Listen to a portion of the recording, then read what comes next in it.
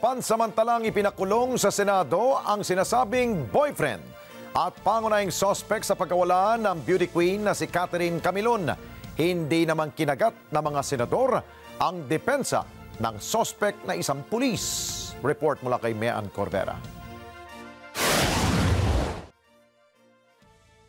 Ipinasight in contempt at ipinakulong sa Senado si Police Major Alan De Castro, ang pangunahing suspect sa pagkawala ng beauty queen na si Catherine Camilon. Sa pagdinig ng Senate Committee on Public Order and Dangerous Drugs na pinamumunuan ni Senador Ronald Bato de la Rosa, naghain ng mosyon si Senador Robin Padilla para ipakontempt si De Castro dahil sa pagsisinungaling sa investigasyon. Mariin kasing pinabulaanan ni De Castro na may relasyon sila ni Camilon. Your Honor, nagsasabi po ako ng totoo. Wala po kaming... Totoo lang sinasabi mo? Yes, Your Honor. Ha? Wala kang ebidensya na hindi kayo boyfriend?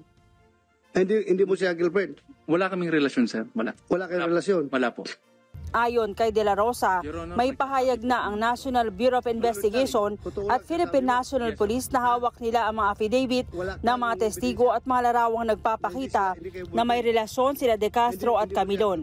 Ito ang unang pagkakataon na dumalo sa investigasyon si De Castro. Nag-walkout naman sa naturang pagdinig si Senador Raffy Tulfo.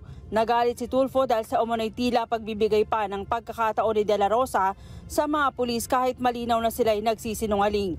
Kasabay kasing iniimbestigahan ng komite ang human rights violation ng mga pulis sa Bulacan na nag-issue ng warrant of arrest sa maling suspect na una nang ibinunyag ni Tulfo. Sabi ni Tulfo, modus umano ng mga pulis na pumasok sa maling bahay na walang dalang warrant at ang pag-aresto ay batay lang sa pahayag ng kanilang asset. Hindi ko matiis. Nakikita ko na parang itong mga pulis pinagluloko. I'm sorry, I have to walk out. Hindi ko kaya to. Inamin naman ni De La Rosa na nainsulto siya sa ginawa ni Tulfo, pero prerogative nito kung ayaw pakinggan ang paliwanag ng mga resource person. Mean Corvera para sa Mata ng Agila, matatag, matapang, matapat. Maraming salamat sa inyo pong pagsubaybay sa Mata ng Agila Primetime. Para malaman ang matatag, matapang at matapat na mga balita, i-follow lamang at mag-subscribe sa @Net25 TV.